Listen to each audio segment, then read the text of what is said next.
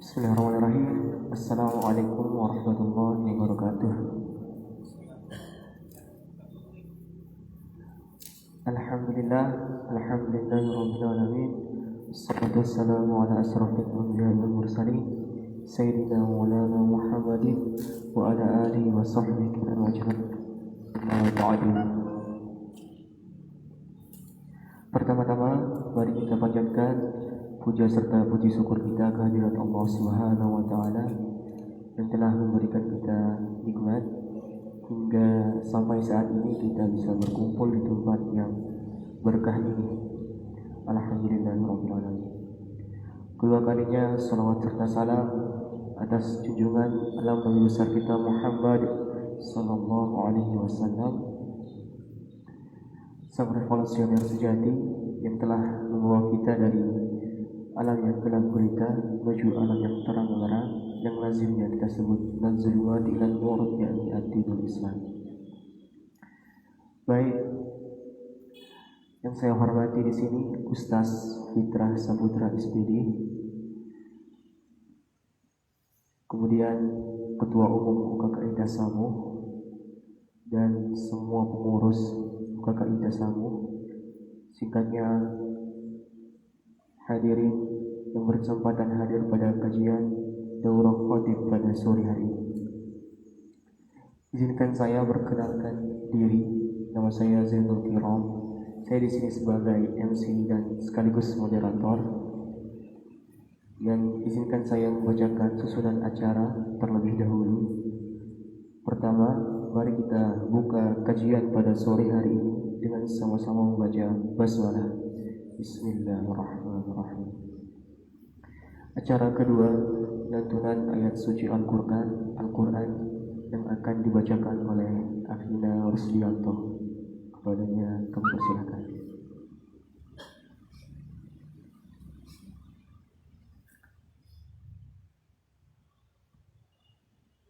Assalamualaikum warahmatullahi wabarakatuh.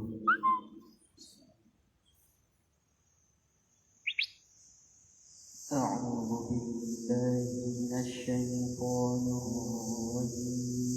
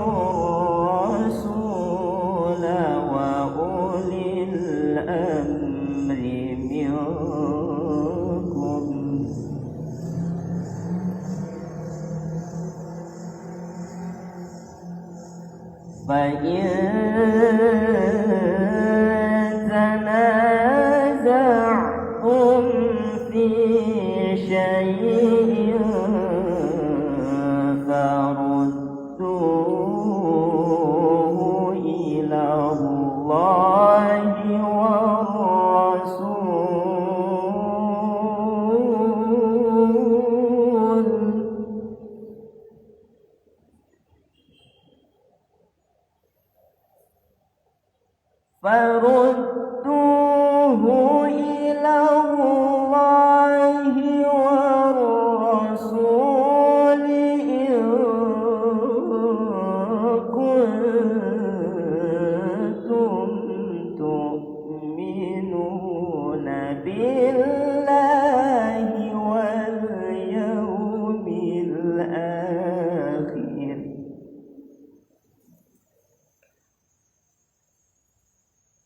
ذلك خير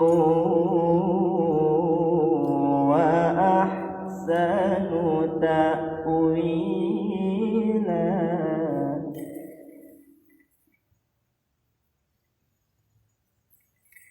ألم تر إلى الذين يزعمون أنهم آمنوا بما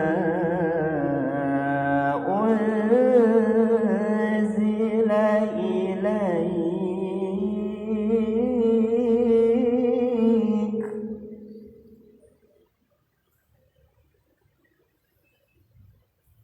وما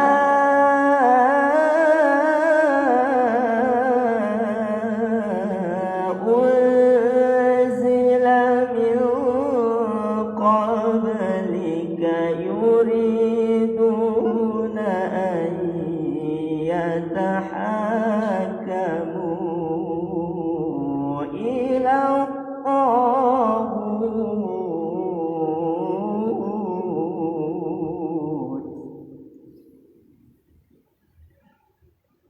أن يتحاكموا إلى الطاغوت وقد أمروا أن يكفروا به ويريد الشيطان أن يضلهم ضلالا بعيدا.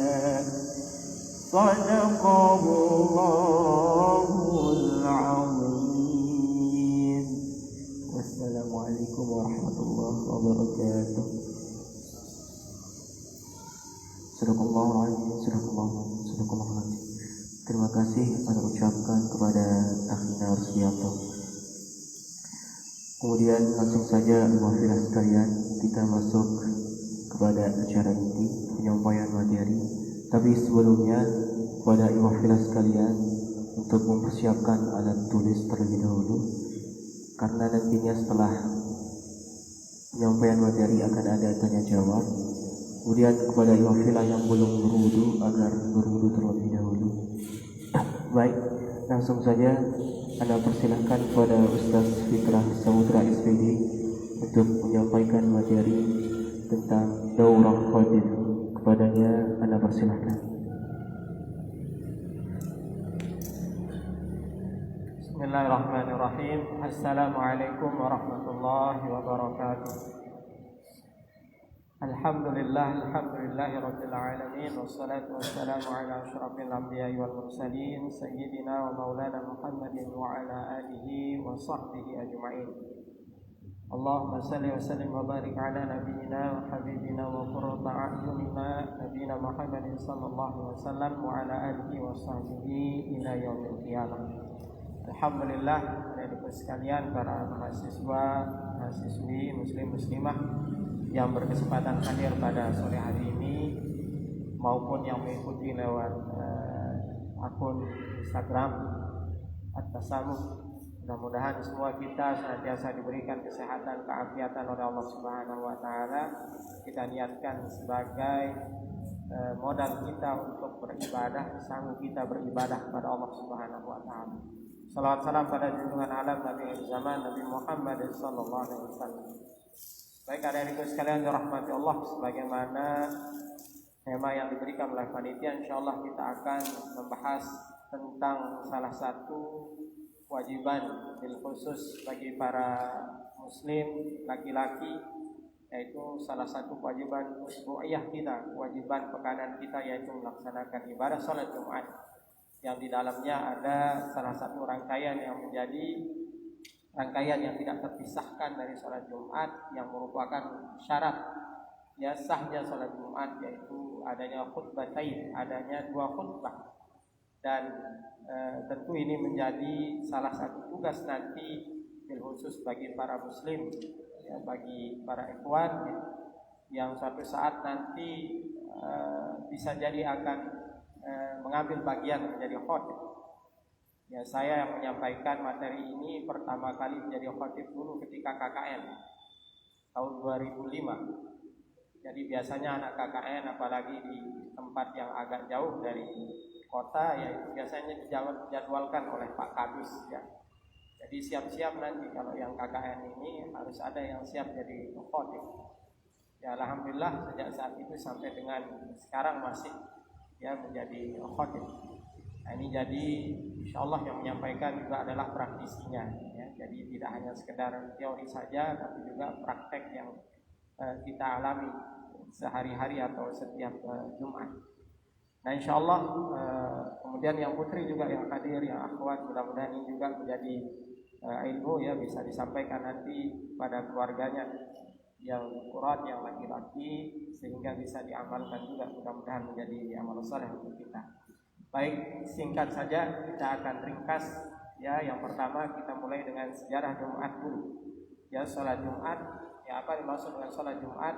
Dia adalah disebutkan oleh para ulama rakaatani ya tu'addiyani fi yaumil ma'ruf. 2 rakaat yang dilakukan berjamaah di hari yang sudah ma'ruf, di hari yang sudah kita kenal yang di waktu zuhri, di waktu zuhur. Nah, dia yang disebut dengan yaumil ma'ruf adalah hari Jumat. Ya, jadi dia sholat 2 rakaat secara berjamaah dilakukan di hari Jumat, kemudian dilakukannya di waktu zuhur. Kenapa dia dinamakan hari Jumat? Dikatakan di sini bahwa ijtima'in nasi fihi shalah, karena hari Jumat itulah orang-orang berkumpul. Jumat ijtima' ya, berasal dari kata jamaah, berkumpul. Jadi hari Jumat itu di masa jahiliyah dulu namanya bukan hari Jumat, dikatakan ini yaumal urubah namanya. Ya, kemudian ketika Islam datang diganti namanya menjadi hari Jumat. Kemudian dikatakan oleh para ulama wa huwa sayyidul ayyam afdalul ayyam al-usbu. Dia adalah penghulu para hari dan hari yang paling mulia dalam satu pekan. Nah ini jadi sholat Jumat adalah 2 rakaat yang dilakukan berjamaah di waktu zuhur di hari Jumat. Nah ini ya. Nah kemudian fadilahnya apa? Banyak sekali. Di antaranya dikatakan di sini ia afdhalus salawatil mafruḍah. Dia adalah seutama-utama sholat wajib. Di antara sholat wajib yang 5 itu, maka Jumat itu menjadi yang paling afdal. Wa jama'atuha afdalul jamaah, dan jamaahnya menjadi jamaah yang paling afdal. Di antara sholat 5 waktu kemudian dibandingkan dengan Jumat, maka jamaah Jumat lebih afdal. Kemudian urutan kedua adalah sholat subuh berjamaah. Digabung sholat subuh berjamaah di hari Jumat. Nah itu afdalnya, afdal sholat subuh, yaitu sholat subuh yang dilakukan pada hari Jumat. Kemudian wahiyya min khususiyyati hadhil ummah. Dia adalah kekhususan yang Allah berikan pada umat ini. Tidak diberikan kepada umat terdahulu. Tidak ada ibadah yang dilakukan di hari Jumat kecuali ya umat ini. Wa fil hadis, bagaimana disampaikan dalam hadis, as-salawatul khams wal jum'atu ila al-jum'ah wa ramadhanu ila ramadhan mukaffaratun lima bainahunna. Ya, salat 5 waktu dari Jumat ke Jumat disebut, dari Ramadan ke Ramadan menghapuskan dosa di antara keduanya. Dosa apa? Idza ijtuni batil kabair, dosa-dosa kecuali dosa-dosa besar. Jadi luar biasa kekhususan hanya untuk umat Islam. Salat Jumat bisa menghapuskan dosa kita. Bahkan dalam hadis dikatakan man ghassala yaumal jum'ati waghtasil. Barang siapa yang mandi hari Jumat, wa baqqara wa bataqa, kemudian dia segera ya menyegerakan dirinya datang lebih awal ya ke masjid, wa masya wa lam yarkab, kemudian dia berjalan jalannya. Ya tidak naik kendaraan, wadana minal imam, dia dekat dengan imam, duduknya di depan, bukan sandaran di belakang ya. Fastama'a wa lam yalghu, kemudian dia mendengar, dia tidak melakukan hal yang sia-sia, kana lahu, maka baginya ya bi kulli khutuwatin, dalam setiap langkahnya itu ya amalu sanatin ajru siyamiha wa qiyamiha. Setahun itu dia dihitung full, siang harinya dia puasa, malamnya dia qiyamul lail. Itu keutamaan. Dalam hadis yang lain, kalau rombongan yang pertama datang Jumat itu karena seolah-olah dia berkurban badanah, seolah-olah dia berkurban unta. Gelombang yang pertama datang awal ke masjid hari Jumat. Gelombang yang kedua seolah-olah dia berkurban baqarah, sapi. Kemudian gelombang yang ketiga seolah-olah dia berkurban kambing yang bertanduk. Jadi itu luar biasanya. Kalau yang datang setelah qomat mungkin dapat telur cicak ya. Tidak tahu, syukur-syukur kalau dapat telur cicak. Kalau tidak dapat apa-apa Tapi para pemuda apa yang sering terjadi, santai dulu ngetem ya, sambil rokok dulu, tunggu khotib selesai baru berangkat. Padahal kelompok pertama itu seolah-olah kita berkurban unta. Ya, kelompok yang kedua, rombongan yang kedua seolah-olah berkurban sapi. Kelompok yang ketiga seolah-olah berkorban kambing yang bertanduk. Kemudian sejarahnya kapan dia furidat di Makkah Lailatul Isra wal Mi'raj, wa awwalu man salaha As'ad bin Zurarah radhiyallahu anhu ma'a Mus'ab bin Umair nahiyat Quba bil Madinah al Munawwarah. Jadi dia disyariatkan ketika Isra dan Mi'raj. Tapi Rasulullah SAW belum bisa melaksanakannya. Kenapa? Karena liqaulil muslimina mustahfin, karena saat itu di Mekah masih lemah sedikit kaum muslimin. Yang pertama melaksanakannya adalah sahabat Mus'ab bin Umair di Quba. Ketika beliau berada di Madinah, kan beliau yang pertama kali dikirim Rasulullah ke Madinah. Itu sejarahnya salat Jumat ya. Kemudian syarat wajib Jumat siapa? Yang pertama orang Islam, yang kedua balik. Tapi kalau ada anak-anak yang mumayyiz sah dia Jumatnya. Apa bedanya balik dengan mumayyiz? Kalau balik itu jelas dia sudah terkena hukum syariat. Tanda-tanda baliknya sudah jelas. Laki-laki itu mimpi basah, ihtilam, kemudian yang perempuan haid. Kalau ada adik-adik kita misalnya dia belum haid, belum ihtilam, dia belum mimpi basah dan sebagainya, maka dia kalau dia sholat Jumat sah dia, karena dia termasuk mumayyiz namanya. Mumayyiz itu artinya dia sudah bisa membedakan mana yang baik, mana yang tidak baik ya. Kemudian al-aqlu, berakal, syarat wajib sholat Jumat. Kemudian al-hurriyah, dia merdeka, bukan budak. Kemudian yang kelima dzukurat, ini untuk laki-laki. Kalau ada perempuan sah dia, boleh. Fala tajibu 'alal mar'ah wala 'alal khunsa wa taslihu, tidak diwajibkan kepada perempuan. Begitu juga tidak diwajibkan kepada khunsa. Di dalam fikih itu ada istilah khunsa. Khunsa itu adalah manusia yang memiliki, dua kelamin. Dua kelaminnya sekaligus. Ya, ada itu. Dijelaskan dalam fikih. Kalau bencong Ustaz, ini tidak termasuk ya. Kalau bencong itu jelas kelaminnya. Satu kelaminnya itu. Tapi kalau mereka mau sholat, perempuan mau sholat Jumat, maka wataslihu minhuma, atau khunsa mau sholat Jumat sah dia. Tapi yang wajib itu adalah siapa? Zukurat, laki-laki. Kemudian syarat wajib yang berikutnya adalah as-sihah, sehat. Mana batasannya? Orang sakit tidak wajib, yaitu alladzi yushaqqu alaihi al-huduru. Dia kalau dia hadir itu tambah sakit. Kemudian sakitnya itu qabla zawal, sebelum zuhur, sebelum Jumat dia mulai terasa. Kalau selesai Jumat dia mulai terasa sakitnya, maka tetap wajib dia sholat Jumat. Jadi kalau dia hadir sholat Jumat kemudian sakitnya tambah parah, maka itu yang terkena uzur, boleh dia tidak sholat Jumat. Kenapa tidak sholat Jumat? Sakit Ustaz, sakit apa? Panu, ini tidak termasuk. Masa panuan tidak sholat Jumat? Jadi sakit yang membolehkan kita tidak sholat Jumat adalah sakit yang dia akan mendatangkan masyaqqah, mendatangkan kesulitan, tambah parah dan seterusnya. Kemudian al-iqamah, dia orangnya mukim, yaitu dia tidak sedang bepergian. Maka kalau kalian bepergian melakukan safar di hari Jumat, maka tidak ada kewajiban kita sholat Jumat. Ya diganti dia dengan sholat zuhur. Tapi kalau ketemu dengan orang yang sholat Jumat, mau sholat Jumat ya silahkan. Ya. Tapi musafir itu rukhsahnya adalah dia menyempurnakannya dengan sholat zuhur. Nah kemudian nanti ada istilah mukim orang yang tidak bepergian, ada istilahnya mustautin di dalam mazhab Syafi'i ya. Apa bedanya? Kalau mukim itu adalah huwa alladzi nawa al-iqamah fi baladi arba'a ayyami fa aktsir. Orang yang berniat diam di daerah itu 40 hari atau lebih. Di luar hari dia masuk dan hari dia keluar ya. Wa fi niyatihi ruju'u li watanihi walau ba'da zamanit tawil. Tapi dia ada niat mau kembali nanti ke desa asalnya itu walaupun di waktu yang masih lama.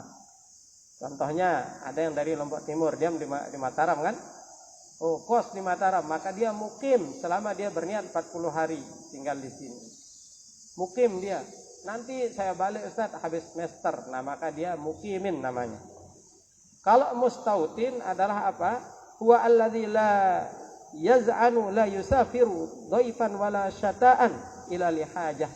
Orang yang memang tidak pernah kemana-mana, artinya dia asli orang di tempat itu dan tidaklah dia bepergian kecuali karena ada keperluan. Nah itu bedanya ya, mukimin sama mustautin. Nanti kalau ada dengar istilah mustautin, nah itu maknanya saja ya. Nah kemudian watajibul jum'atu ala man sami'al adzan. Diwajibkan Jumat itu atas orang yang mendengarkan suara azan.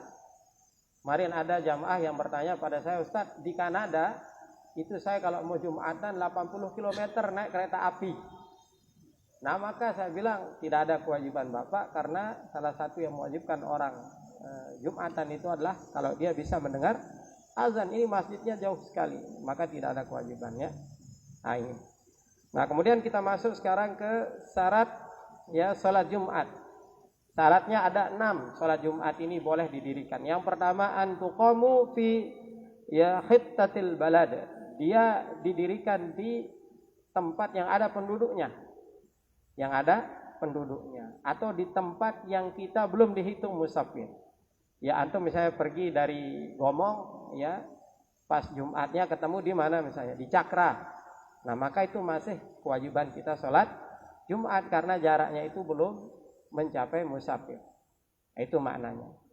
Yang kedua, antusalla jamaah, sholatnya itu berjamaah. Tidak boleh sholat Jumat tidak berjamaah.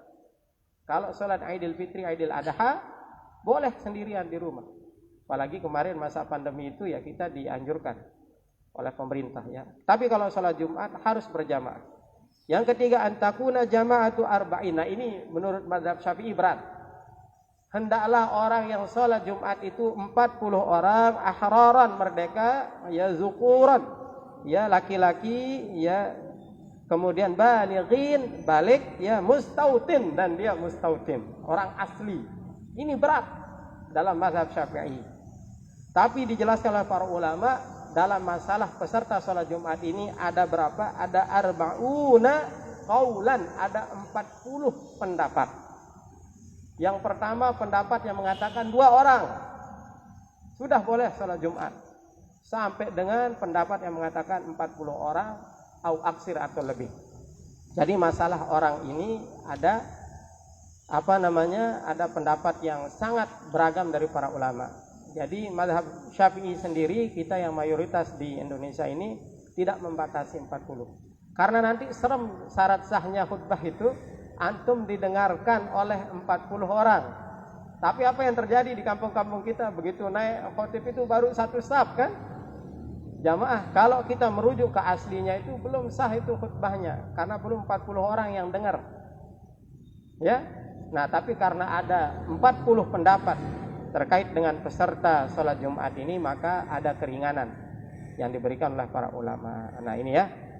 Kemudian antakuna kullaha fi waqti zuhur. Hendaklah sholat Jumat itu dilakukan di waktu zuhur semuanya. Di waktu zuhur. Nah, itu baru sah dia. Kemudian yang kelima alla tasbiqaha. Nah, ini yang kemarin jadi perdebatan.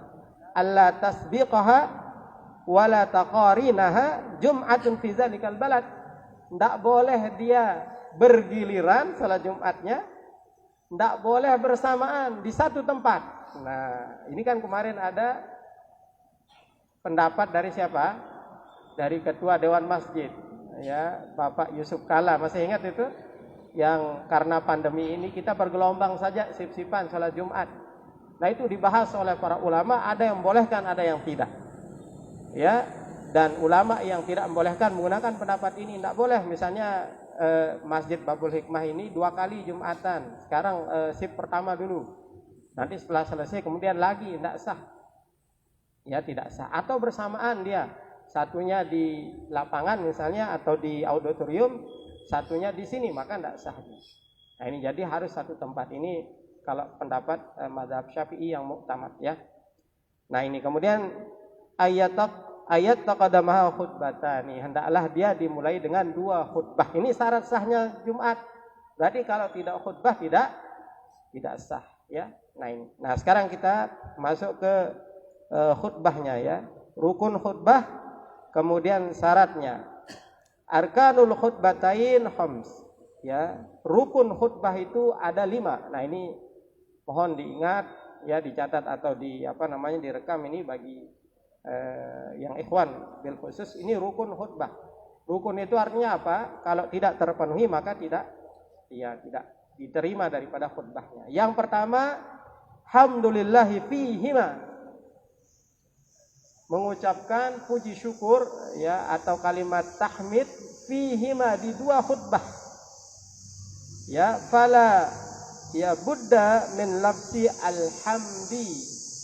Tidak bisa tidak, paling sedikit kita mengucapkan alhamdulillah, itu paling sedikit, ya. Maka dikatakan di sini awma istaqu minhu, atau yang sejenisnya, wala yakfi asyukru lillah, tidak cukup kita bilang syukru lillah. Kalau ada orang khutbah syukru lillah, tidak alhamdulillah, maka tidak sah. Jadi minimal alhamdulillah. Selebihnya bisa kalian kembangkan, banyak kan jenisnya. Alhamdulillahirabbil alamin. Kemudian misalnya alhamdulillahilladzi arsala rasulahu bil huda, dan seterusnya. Yang penting ada alhamdulillahnya, ya. Dan dia bil lughatil arabiyyah, dengan bahasa Arab. Jadi yang dihitung itu adalah dengan bahasa Arab. Nanti jelaskan di syarat sahnya. Alhamdu fihima, di 2 khutbah, jangan lupa. Khutbah pertama alhamdulillah, atau yang sejenisnya, misalnya apa? Innal hamdalillah. Boleh itu. Ya, atau yang sejenis, ya, semakna dengannya. Tapi kalau bilang syukron lillah, tidak diterima.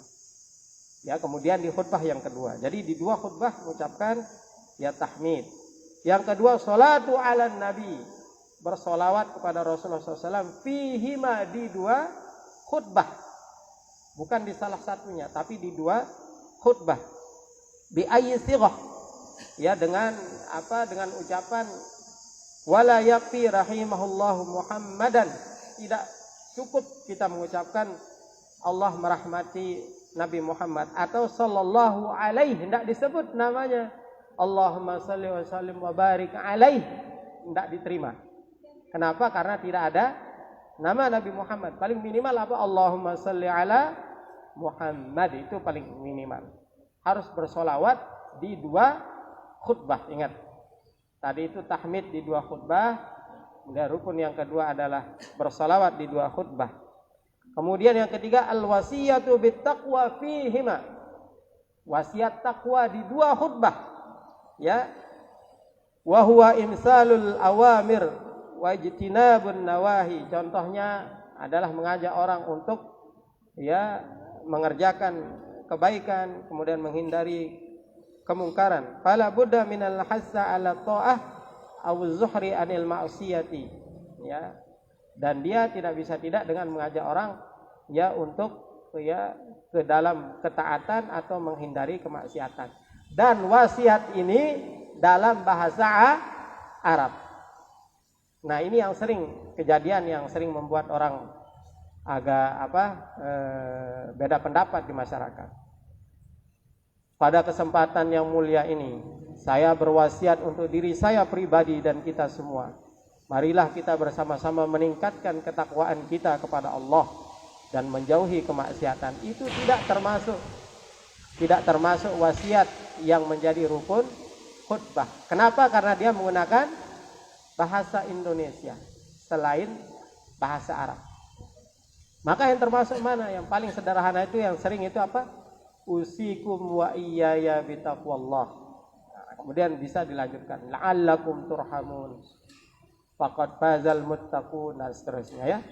Atau usikum wa iyaya bitaqwallahi haqqa tuqatih wa la tamutunna illa wa antum muslimun.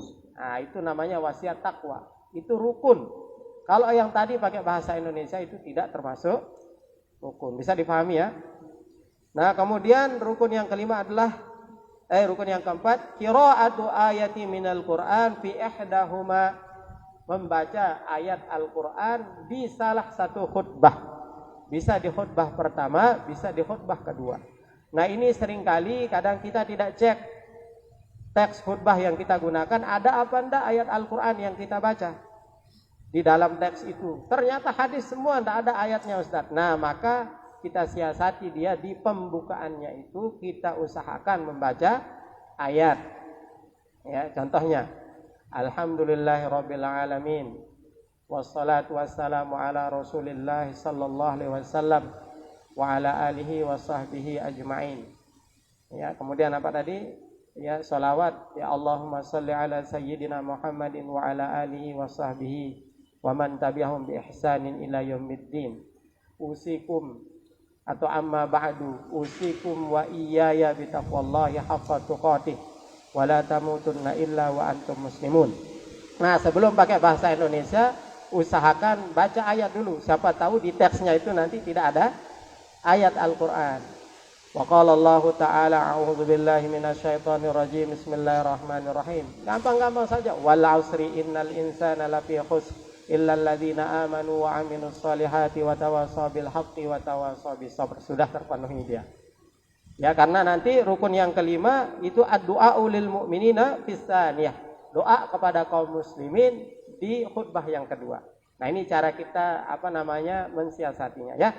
Nah, jadi ada 5 rukun khutbah. Saya ulangi, yang pertama hamdalah di 2 khutbah, yang kedua sholawat di 2 khutbah, wasiat takwa di 2 khutbah, membaca ayat Al-Qur'an di salah satunya, kemudian yang kelima berdoa kepada kaum muslimin, yaitu di khutbah yang kedua. Nah, ada catatan tentang doa kepada kaum muslimin. Syaratnya adalah ayyakuna ukhrawiyan la dunyawiyan.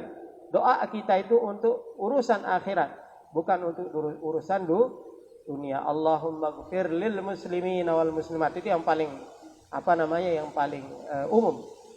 Ya, kita dengar. Nah, sekarang saya coba praktekkan ya rukunnya ini. Ya, misalnya di khutbah yang pertama, kita disunahkan mulai dengan salam.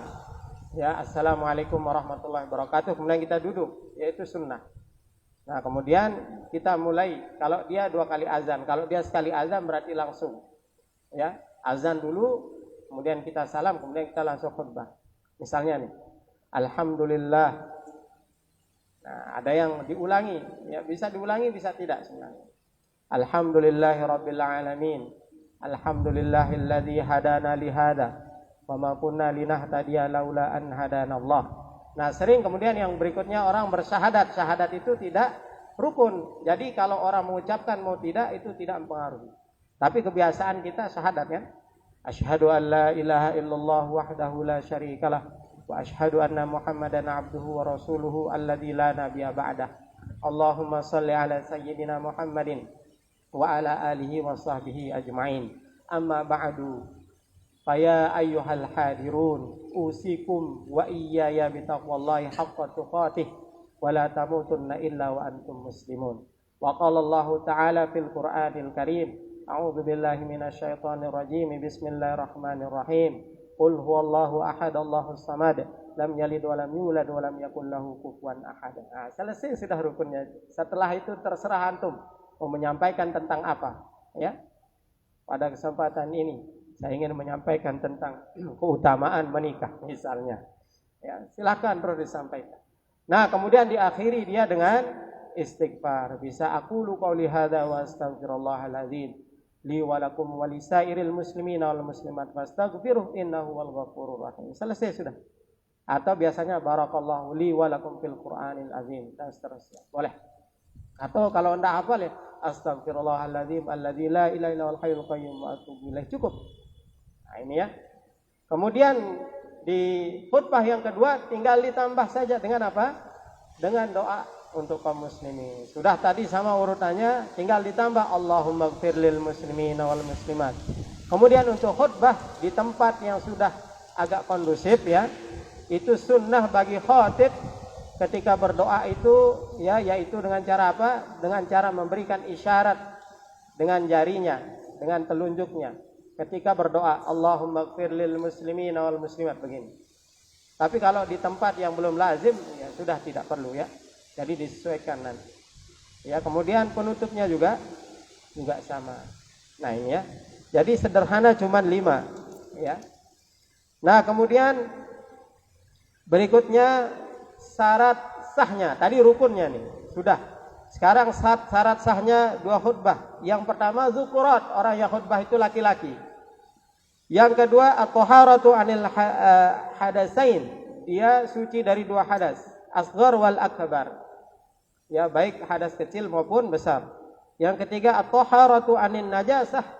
Suci dari najis, ya fi saubi wal badani wal makan. Baik itu pakaiannya, tempatnya maupun badannya. Kemudian yang keempat ya satrul aurah, menutup aurat orang yang khutbah ini. Kemudian yang kelima qiyamu ala qadr, ya berdiri sesuai dengan kemampuan. Kemudian yang keenam julusu bainahuma, ingat ini termasuk syarat sah. Duduk di antara 2 khutbah. Fauqa tuma'ninatis shalah, seukuran tuma'ninah ketika salat. Minimal antum baca apa? Wal afdalu ayyakuna biqadari suratil ikhlas. Kalau afdalnya itu begitu duduk kita baca atau kita diam seukuran kita membaca surat Al-Ikhlas. Bismillahirrahmanirrahim. Qul huwallahu ahad, Allahus samad, lam yalid wa lam yulad wa lam yakul lahu kufuwan ahad. Baru kita khutbah yang kedua. Yang ketujuh al-muwalat baina khutbatain urfan. Di antara 2 khutbah itu dia muwalat langsung. Tidak ada penundaan sesuai dengan kebiasaan kita. Jadi tidak di-delay. Sebentar dulu makan dulu khutbahnya. Nah, ini batal. Ya, jadi begitu selesai khutbah yang pertama, duduk seukuran kita baca surat Al-Ikhlas, kemudian dilanjutkan khutbah yang kedua. Itu syarat sah yang ke-7. Syarat sah yang ke-8 al-muwalatu bainal khutbatain wa bainas shalah. Kemudian berurutan langsung, tidak ada cancel ya, sesuai dengan kebiasaan kita antara khutbah dan salat. Jadi tidak boleh terlalu lama. Nah, kemudian yang ke-9 isma'u minal khatib, ya, yaitu mendengarkan khatib. Nah, ini yang berat ini. Arba'ina rajulan, didengarkan khutbah itu oleh 40 orang. Nah, ini berat, tapi ada 40 pendapat tadi ya, jadi ada keringanan ya. Ya, kemudian yang 10 ayasma'u ma arba'un, ya, didengar dia oleh 40 orang. Maka khatib itu kalau tidak ada alat begini disunahkan dia agak meninggikan suaranya, mengeraskan sedikit agar didengar oleh jamaah ya. Kemudian yang 11 ini yang penting, antakuna bil arabiyah, semuanya dalam bahasa Arab. Jadi rukunnya tadi itu semuanya dalam bahasa Arab ya. Jadi pastikan rukunnya dalam bahasa Arab, maka selesai, tidak ada yang komplain ya insyaallah. Nah, ini. Nah, kemudian antakuna kullaha fi waqti zuhri. Kemudian syarat sah yang ke-12 ya, hendaklah khutbah itu sama salatnya itu semuanya masih waktu zuhur. Jadi tidak boleh dia sebelum dan tidak boleh dia setelahnya. Selesai sudah. Ya, selesai sudah bab tentang khutbah ini. Jadi rukunnya ada 5 tadi, kemudian syarat sahnya itu ada sekitar 12 tadi ya. Laki-laki, balik, kemudian suci dari hadas, kemudian tidak ada najis, kemudian duduk di antara 2 khutbah, kemudian mualat ya, berkelanjutan antara khutbah 1 dengan khutbah kedua, kemudian khutbah 1, 2 dengan sholatnya ya, kemudian tadi itu didengarkan oleh 40 orang ya, kemudian apa namanya ya, yang terakhir tadi itu adalah dikerjakan dia di waktu zuhur. Nah, maka sah sudah khutbahnya itu ya. Nah, ini. Kemudian yang terakhir bab tentang sunnah-sunnah ketika salat Jumat. Ketika hari Jumat. Ya. Banyak sekali di antaranya al-ghusla. Yang pertama mandi. Nah, ada penjelasan tentang mandi. Mandi Jumat ini wala yubtiluhul hadasal akbar. Mandi sunnah Jumat tidak menghilangkan hadas besar. Jadi kalau ada yang mohon maaf ya double dia malam Jumat kebetulan ihtilam mimpi basah. Nah, maka apa niat kalian? Niat utamanya adalah mandi janabah. Sama Anda Ustaz dengan mandi Jumat. Nah, boleh. Karena apa? Kalau niat mandi Jumat saja tidak menghilangkan hadas besar. Ya. Kapan mulai mandi? Yadkhulu bitulu'il fajri wa yakhruju ya bil ya'si min huduril jum'ah. Dari sejak malam Jumat boleh diniatkan itu mandi itu. Sampai dengan kita mau menghadiri, dan wal afdalu ta'khiruhu ila rawah. Ya. Dan yang paling afdal itu kita akhiri dia wa yakunul ghusla li hadiriha. Ketika kita mau berangkat itu yang paling afdal. Ya, jadi dari malam Jumat sudah boleh nuat. Bahkan dikatakan di sini boleh kita boleh kita mengqadanya. Misalnya tidak sempat tadi Ustaz, ini sudah malam Sabtu, niatkan sudah mandi Jumat, boleh. Untuk meraih pahala sunnahnya. Jadi mandi ya. Kemudian tazayyun. Ya, di ahsani thiyab, kita menghiasi diri kita dengan pakaian yang bagus. Jadi kalau bisa, nah ini ya susah juga ini kalau kuliah ya. Nah, minimal jangan terlalu berkeringat lah dengan pakaian kita itu ya. Atau jangan pakai baju kaos ya Harley Davidson. Jadi kita kita gunakan pakaian yang bagus. Ya, tanazzuf. Kemudian sunnah berikutnya adalah bercukur. Mohon maaf ya kemaluan, ya kemudian al-ibad ketiak ya, kemudian asyarib ya kumis dan seterusnya. Ya itu kita rapikan ya, kita cukur. Kemudian berikutnya adalah tabkiru ilaiha, bersegera ya ke masjid kecuali khatib. Nah, kalau di zaman Rasulullah khatib sama imam itu satu paket. Sekarang ini susah kita, mana yang dihitung, imam atau khatib ini kalau beda orangnya. Karena khatib itu sunnahnya itu takhir, terakhir dia datang. Kenapa? Karena dia ittiba, mengikuti Rasulullah SAW. Kalau Rasulullah khutbah itu paling terakhir datang, langsung naik, langsung khutbah. Dan dia khatib ini walaupun dia terakhir, kata para ulama, mendapatkan keutamaan orang yang tabkir, orang yang datang awal tadi. Sebagai keutamaan dia sebagai seorang khatib dan imam. Tapi sekarang kadang dua orang ya. Nah, ini susah mana yang dihitung sama malaikat itu, khatibnya atau imamnya ini. Nah, ini al-istighalu fi tariqihi bi qiraati aw zikri. Kemudian selama kita menunggu Jumatan itu kita sibukkan diri kita dengan membaca Al-Qur'an dan berzikir. Ya, qiraatu suratil kahfi yaumaha wa lailatiha. Kemudian sunnah berikutnya adalah kita membaca surat Al-Kahfi di malam Jumat atau di hari Jumatnya.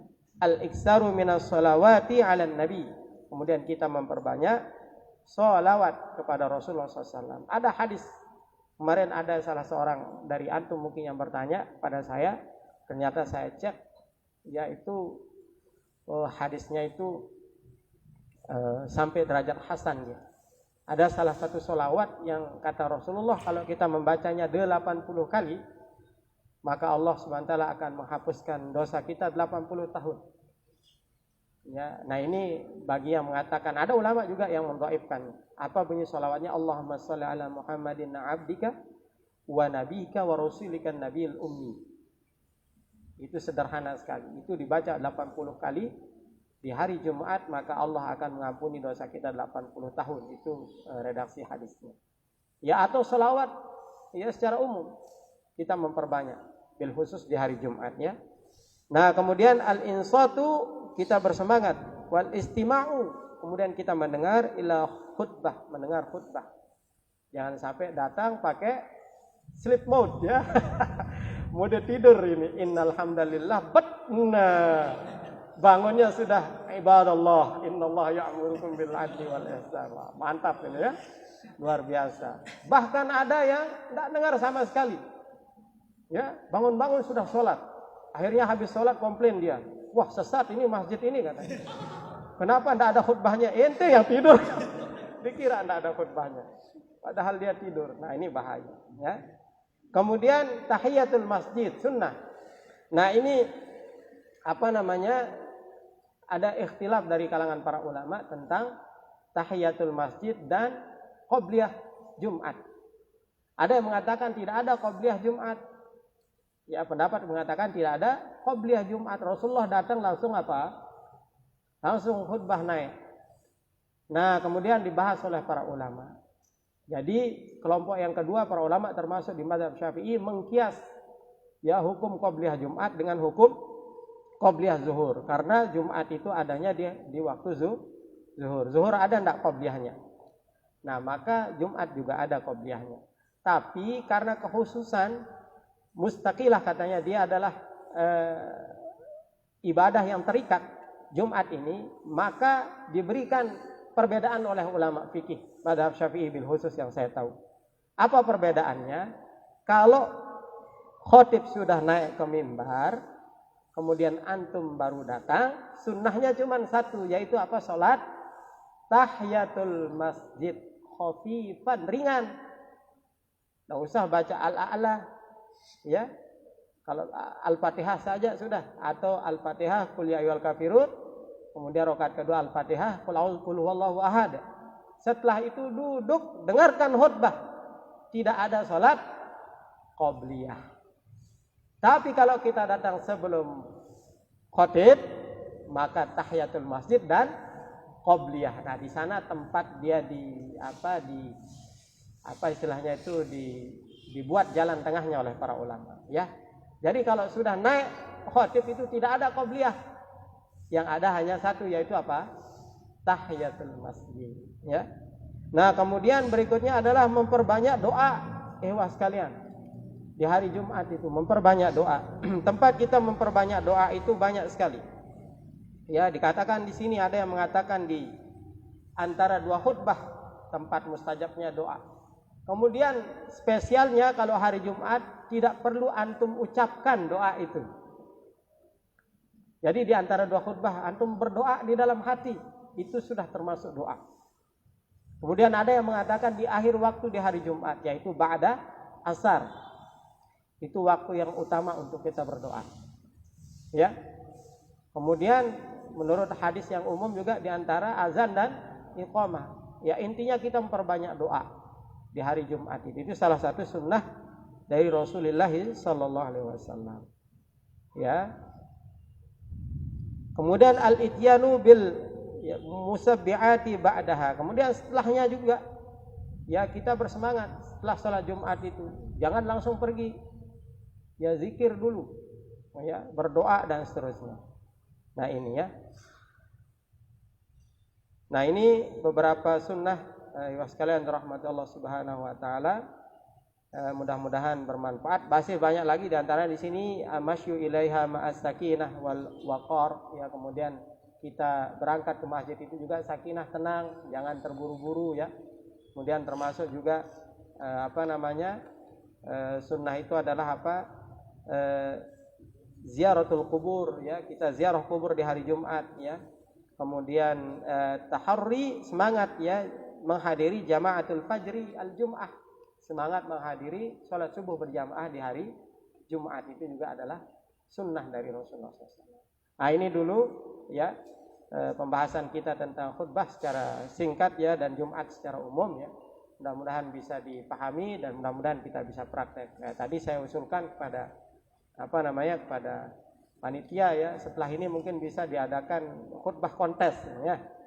Nah, bisa mengirimkan video singkatnya nanti ya, mungkin durasinya berapa silahkan. Nanti dengan hadiah yang menarik ya, atau hadiah yang mendorong lah, enggak apa-apa. Nah, ini nanti ya sebagai follow up dari daurah kita ini. Ya, jadi ketahuan nanti. Nah, bagi khotib ya ada tambahan tadi, bagi khotib tidak ada kewajiban dia mengetahui semua rukun-rukun khutbah. Ada kewajiban dia. Antum belum tahu, antum ditunjuk jadi khatib, itu sah. Asalkan semuanya dilakukan. Makanya yang paling aman itu buku yang khutbah 1 tahun itu ya. Nah, itu aman sudah. Antum baca minimal semua dibaca Arabnya itu. Kalau bahasa Indonesianya bisa di skip lah ya. Awalnya sama tengah sama akhirnya dibaca enggak masalah. Tapi yang Arabnya itu jangan sampai ketinggalan. Biasanya rukunnya itu numpuknya di Arabnya itu. Begitu aman sudah itu ya. Nah, itu sedikit ya yang bisa saya sampaikan. Mudah-mudahan bermanfaat. Ya, kurang lebihnya mohon maaf, nanti kita lanjutkan di sesi diskusi kalau ada yang mau dipertanyakan. Kurang lebihnya mohon maaf. Aku qouli hadza wa astaghfirullahaladzim. Assalamualaikum warahmatullahi wabarakatuh. Saya kembalikan ke moderator.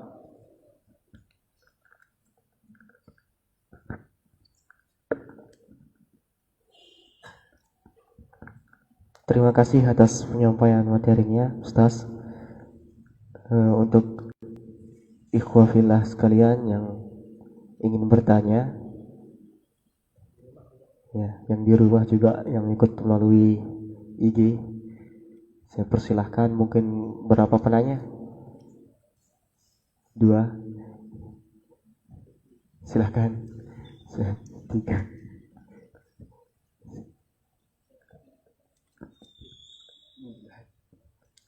Nah, mungkin langsung perkenalan dan juga pertanyaan.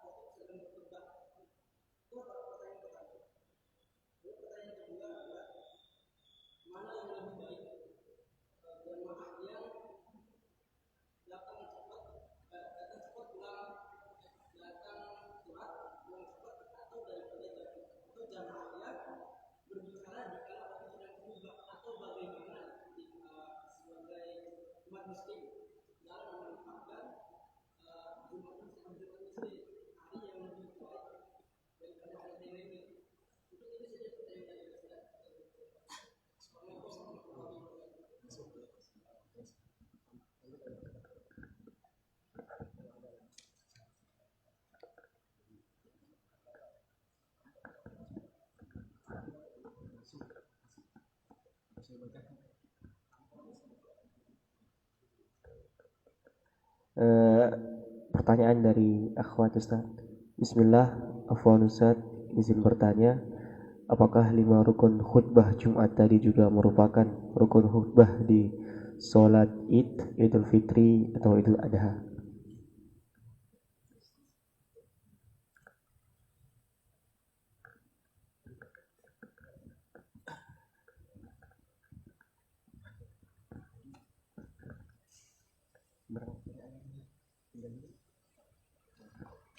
Ya, mungkin ada yang bertanya dari yang ikut melalui IG. Silahkan. Ya, nggih.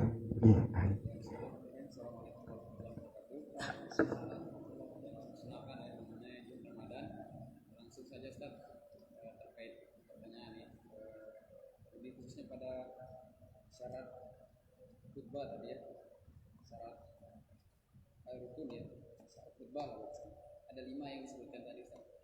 Ada 2 kendala di alhamdulillah di kedua khutbah, kemudian salawat, wasiat, takwa, membaca Al-Quran dan doa di khutbah. Nah, ini kan menurut pendapat Imam Syafi'i kalau tidak salah. Bagaimana jika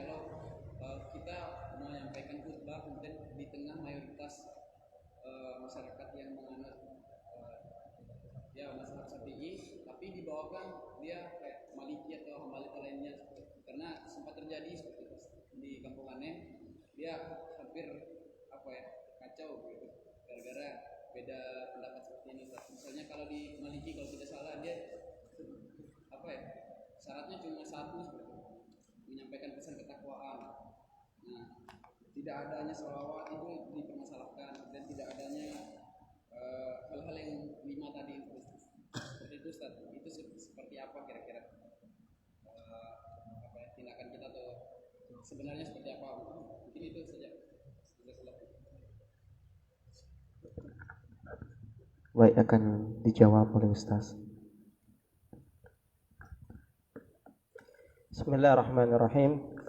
Pertanyaan yang pertama, jadi yang ditanyakan tadi datang terlambat, kemudian pulangnya paling cepat, kemudian berbicara ketika khatib menyampaikan khutbah, itu adalah masuk dia ke bab tentang al-ajru, ya, bab tentang ganjaran daripada ibadah Jumat yang kita lakukan. Nah, masing-masing itu yang memiliki kekurangan masing-masing. Ya, orang yang berbicara ya dianggap dia faqad lagha, dia sedang melakukan sesuatu yang sia-sia. Bahkan tadi dikatakan barang siapa yang mendengar kemudian tidak melakukan hal yang sia-sia, itulah yang akan dicatat oleh Allah SWT pahalanya. Begitu juga orang yang datangnya terakhir, itu dia juga sudah menyia-nyiakan ya keutamaan yang Allah SWT berikan kepada kita 1 pekan sekali. Jadi dua-duanya ini memiliki kekurangan masing-masing. Dalam hal apa? Dalam hal al-ajru, dalam hal pahala, dalam hal ganjaran. Ya, berdasarkan redaksi teks dari hadis Rasulullah SAW. Bahkan termasuk dikatakan oleh para ulama hal yang sia-sia ketika seseorang memainkan sesuatu, ya, ketika khutbah itu. Yang dimaksud dengan mainkan sesuatu, dulu para sahabat itu ada yang menghitung ya kalimat thayyibah itu dengan batu. Jadi batu ditasbih lah kalau kita sekarang. Jadi tidak ada keutamaan kita bertasbih ketika khutbah, itu dianggap sia-sia. Bayangkan bertasbih saja sia-sia, apalagi main HP. Kan banyak sering sekarang kan, apalagi mahasiswa. Saya lihat itu ada yang dari awal khutbah itu browsing ya sampai dengan akhir khutbah.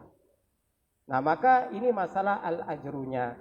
Nah, siapa punya urusan itu, ya itu urusannya Allah SWT.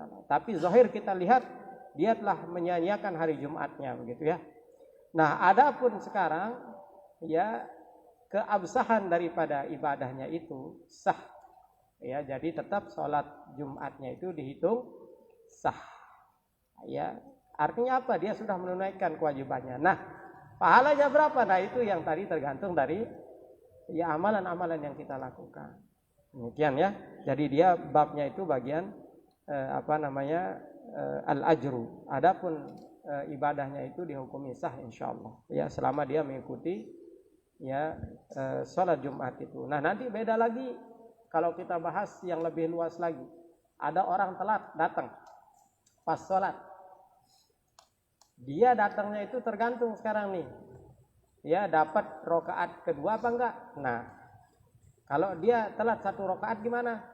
Kalau dia telat 2 rakaat gimana? Itu lain lagi pembahasan. Ya, besok kapan-kapan kita bahas itu ya. Nah, ini jadi secara fikih dia sah ibadahnya, tapi tadi itu ya ganjarannya ini yang bermasalah. Ya, nah itu kita serahkan kepada Allah. Yang kedua, betul ya, rukun khutbah ini juga menjadi rukun di khutbah di Idul Fitri, Idul Adha, salat khusufain, khusuf dan khusuf ya, khusuf dan khusuf, 2 salat gerhana. Kemudian khutbah ketika di Mina di Yaumul Arafah, di hari Arafah ya. Di Mina ketika jamaah haji tanggal 9 Zulhijjah ini sama. Ya. Nah, begitu juga khutbah nikah kayaknya sama juga ya. Cuman beda pesannya kalau khutbah nikah itu ya, pesan-pesan atau hadis atau ayat tentang pernikahan, itu saja bedanya. Ya, jadi sama. Nah, kemudian yang kedua betul. Nah, tadi itu klaim yang mengatakan bahwa mazhab Maliki itu hanya syaratnya itu hanya pesan saja. Ini juga perlu kita teliti. Saya juga belum baca itu. Benar enggak? Atau jangan-jangan dia ngarang ya. Setahu saya hamdalah sholawat itu sepakat itu para ulama ya. Sepakat mazhab itu. Memang yang agak lain itu justru bukan Imam Maliki tapi Imam Hanafi. Makanya di beberapa kitab mazhab Syafi'i itu banyak yang memperingatkan pengikut mazhab Syafi'i itu tentang mazhab Hanafi. Kenapa? Karena memang secara fikih banyak sekali yang frontal. Di antaranya salat itu pendapat resmi mazhab Hanafi bahwa Al-Fatihah itu bukan rukun salat. Ya, dalilnya sangat sederhana. Ma tayassara minal Qur'an. Allah bilang baca apa yang mudah dari Al-Qur'an. Kenapa dipersulit orang? Jadi Al-Fatihah itu bisa diganti dengan Qul huwallahu ahad. Nah, kalau mazhab Hanafi jadi imamnya, memiliki iktikat begitu, kemudian kita misalnya yang mengatakan memiliki iktikat saya lah gitu ya, memiliki iktikat Al-Fatihah itu rukun, maka jelas tidak sah kita berjamaah dengannya begitu ya. Jadi setahu saya itu memang yang agak frontal itu mazhab Hanafi justru. Nah, coba nanti saya cari ya apa syarat-syarat khutbah di mazhab Maliki ini apakah benar. Nah, untuk menghindari itu jelas ya, sebagaimana guru-guru kami bercerita dulu ketika beliau di Saudi ya, itu ketika mau pamit itu ditanya oleh syekhnya, apa mazhab resmi yang ada di negerimu? Mazhab Syafi'i wahai imam. Nah, maka beramallah dengan amalan ya, apa katanya di sana, fiqhu ahlul balad namanya. Al-fiqhi ahlul balad. Fikihnya orang yang ada di sana. Nah, maka itu yang lebih afdal, yang lebih aula, yang lebih utama kita lakukan. Kalau di masyarakat kita itu mempraktekkan mazhab Syafi'i misalnya, maka kita gunakan standarnya mazhab Syafi'i agar tidak ada fitnah nanti ya. Tadi itu apalagi sampai mau berantem ini kan jadi fitnah. Nah, itu yang lebih aula menurut penjelasan dari guru-guru kami ya. Yang lebih utama itu kita ikuti mana yang berlaku di tempat itu. Demikian ya, wallahu a'lam bishawab.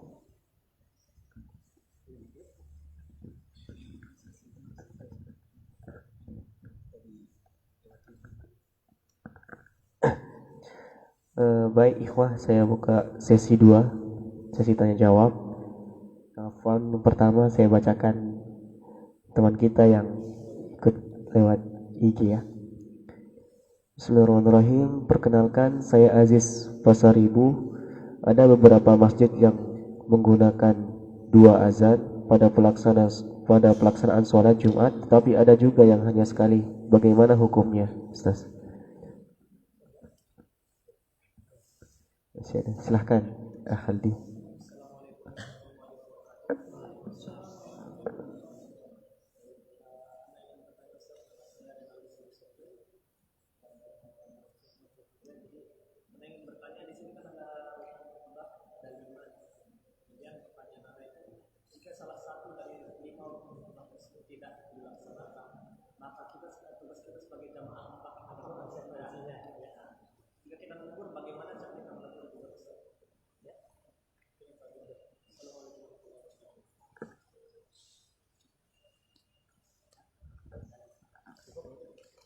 Ada lagi? Mungkin cukupnya berhubung waktu. Baik, saya persilahkan kepada Ustaz untuk menjawab. Bismillah. Ya, azan sekali dan 2 kali itu ikhtilaf para ulama, berbeda pendapat para ulama ya. Di sebelum zamannya Sayyidina Utsman bin Affan itu sekali saja. Ya, kemudian ketika Sayyidina Utsman bin Affan itu kaum muslimin sudah banyak, kemudian ekonomi sedang menggeliat sehingga orang lupa untuk apa? Ya, untuk bersiap-siap salat Jumat. Maka kemudian beliau ya berijtihad melakukan 2 kali azan untuk mengingatkan orang bahwa itu hari Jumat. Dan dikaji oleh para ulama, azan yang pertama itu tidak boleh tidak kecuali bidukhulil waqti, kecuali sudah masuk waktu.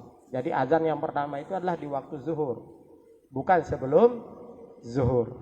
Nah, jadi hukumnya itu ikhtilaf para ulama ya, berbeda pendapat.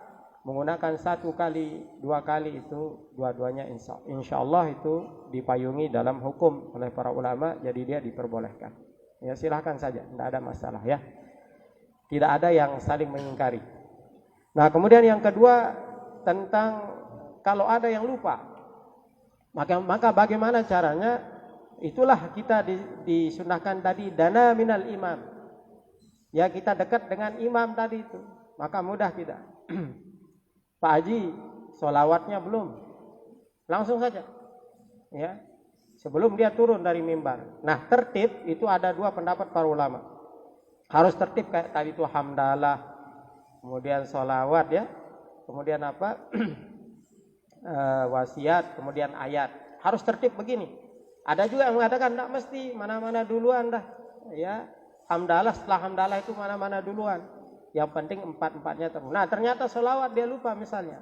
Nah, maka sebelum dia turun itu atau begitu dia sebelum mulai misalnya bahasa Indonesia, kita langsung interupsi, boleh sholawatnya Ustaz. Oh, mungkin dia ingat ya, baru dia. Nah, kalau dia tidak ada yang menegur ya, tidak ada. Nah, bagi yang tidak tahu maka tidak ada hukum bagi orang yang tidak tahu. Tapi bagi kita yang tahu jauh misalnya tidak bisa negur nih, aneh, enggak dia baca sholawat tadi. Nah, maka nanti ya sholat Jumat itu kita ganti dia dengan sholat zuhur. Kita ganti dia dengan sholat zuhur. Tapi jangan ribut-ribut. Jangan ribut. Karena orang yang tidak tahu itu tidak ada hukumnya. Jangan diumumkan, woi tadi itu kurang. Akhirnya ribut kan. Nah ini. Jadi bagi kita yang tahu, ya sudah. Ya habis sholat itu kita sholat zuhur. Begitu ya. Nah itu cara kita. Demikian ya. Wallahu a'lam bishawab. Saya cukupkan mungkin karena sebentar lagi maghrib ya. Mudah-mudahan bermanfaat. Ya, selamat berlatih, persiapkan diri dari sekarang ya sekalian. Karena kita tidak tahu kapan kita tiba-tiba ditunjuk itu kayak cerita yang tadi itu. Ya, apalagi antum kan biasa paling depan terus paling rapi itu ya. Wah, ini sudah ini didorong-dorong lah, nyala kita nanti. Ya, atau kalau pakai apa itu? Kalau pakai teks itu disiapkan yang bagus. Ya, jangan sampai apa buru-buru nanti. Sudah naik mimbar ternyata bukan, ya. Catatan kuliah. Nah nanti pas khutbah astagfirullah. Bukan alhamdulillah, astagfirullah. Nah ini bahaya juga ya. Kemudian yang kedua siapkan mental ya. Siapkan mental. Karena kalau sudah di depan itu Masya Allah ngeri itu ya. Bisa-bisa tidak bisa berdiri kalian ya. Apalagi kalau ini tertutup ini. Kalau mimbarnya itu terbuka, nah itu kelihatan dah semua sekujur tubuh kita itu ya. Siapkan mental dari sekarang berlatih insyaallah ya. Semua pasti ini saya yakin ini suatu saat ini ada saja yang ditunjuk ya. Insyaallah ya, mudah-mudahan bermanfaat. Kurang lebihnya mohon maaf. Aku qouli hadza astagfirullah. Assalamualaikum warahmatullahi wabarakatuh. Terima kasih atas jawabannya Ustaz. Jadi mungkin itu akhir dari kajian kita pada sore hari ini. Mari kita sama-sama tutup dengan membaca alhamdulillah dan doa kafaratul majelis. Alhamdulillahirabbil alamin. Subhanakallah wa bihamdika asyhadu an la ilaha illa anta astaghfiruka wa atubu ilaik. Sekian, assalamualaikum warahmatullahi wabarakatuh.